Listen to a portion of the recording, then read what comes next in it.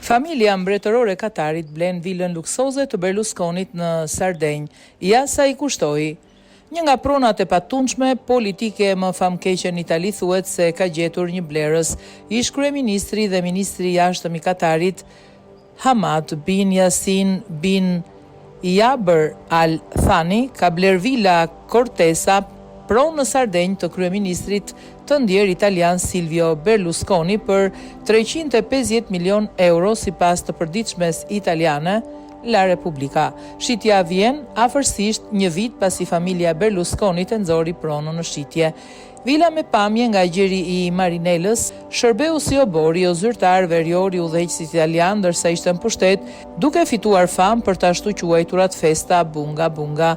Këto mbrëmje festive, tashmë famkeqe, çuan në një çështje gjyqësore për prostitucion në mosh, ku Berlusconi u akuzua për korrupsion dhe shpërdorim detyre.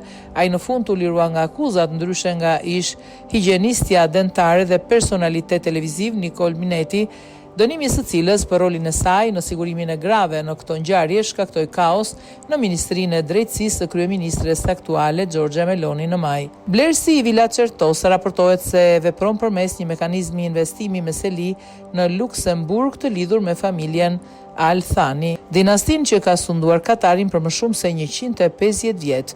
Blerja i shtohet ndikimit në rritje të familjes në Sardenj, ku ajo tashmë ka investime që variojnë nga asetet e turizmit luksoz deri tek spitali Mater Olbia. Shitja ndihmon gjithashtu në zgjidhjen e trashëgimisë fundit financiare të Berlusconit, trashëgimtarët e cilit kanë ekzekutuar testamentin e manjatit të ndjerë të medias që nga vdekja e vitit 2023, ndër shumat më të mëdha që Berlusconi la si trashëgimi janë nga 100 milion euro secili për ish-partneren e tij, Marta Fascina dhe vllajin Paolo Berlusconi.